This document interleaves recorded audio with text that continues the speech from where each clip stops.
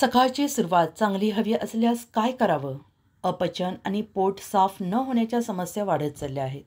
बदलती आहार पद्धती, वाढता तणाव, व्यायामाचा अभाव आणि अनियमित दिनचर्या यामुळे पचनसंस्था कमकुवत होते आहे. याचा परिणाम पोट साफ न होणे, गॅस, ॲसिडिटी, पोटदुखी, मलावरोध यासारख्या समस्यांमध्ये होतो. हे टाळण्यासाठी काही घरगुती उपाय प्रभावी ठरू शकतात. त्यात काही विशिष्ट पदार्थ रात्री झोपण्यापूर्वी सेवन केल्यास सकाळी पोट व्यवस्थित साफ होण्यास मदत मिळते. अंजीर हे फायबरयुक्त फळ असून नैसर्गिक रेचक म्हणून कार्य करते. रात्री झोपण्यापूर्वी 2 अंजीर खाल्ल्यास सकाळी सहजपणे पोट साफ होण्यास मदत मिळते. मात्र अंजीर सालासकट खाणे अधिक फायदेशीर ठरते, कारण त्यात भरपूर फायबर असतो आणि याशिवाय ते पचनसंस्था सुधारते, आतड्यांच्या हालचालींना चालना देते. बडीशेप देखील पचनासाठी अत्यंत फायदेशीर आहे. यात अँटीऑक्सिडंट आणि पाचक घटक असतात, जे आतड्यांची हालचाल सुधारतात. झोपण्यापूर्वी थोडीशी बडीशेप चावून खाल्ल्यास गॅस, ॲसिडिटी, बद्धकोष्ठतेचा त्रास कमी होतो. जवस हा ओमेगा 3 फॅटी ॲसिड आणि फायबरने समृद्ध असून तो आतड्यांना सक्रिय करण्यास मदत करतो.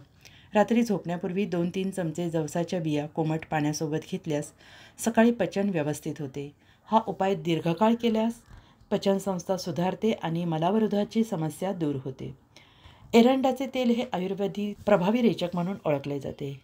त्यामुळे लहान आणि मोठ्या आतड्यांची कार्यक्षमता सुधारते.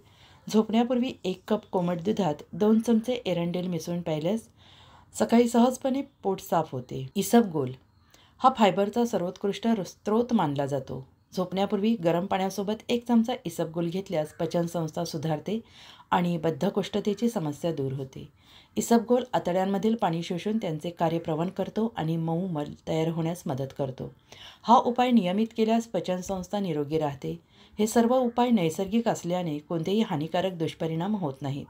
मात्र त्यांचा योग्य प्रमाणात आणि नियमित वापर करणे आवश्यक आहे. अपचन आणि पोट साफ न होण्याच्या समस्येवर हे घरगुती उपाय उपयुक्त ठरू शकतात. तसेच चांगल्या परिणामांसाठी भरपूर पाणी पिणे, ताज्या भाज्या, फळे खाणे, तूप, तेलाचा समतोल वापर करणे तसेच नियमित व्यायाम करणे गरजेचे आहे. या उपायांचा योग्य प्रकारे अवलंब केल्यास पचनसंस्था सुधारते आणि दिवसाची सुरुवात चांगली होते.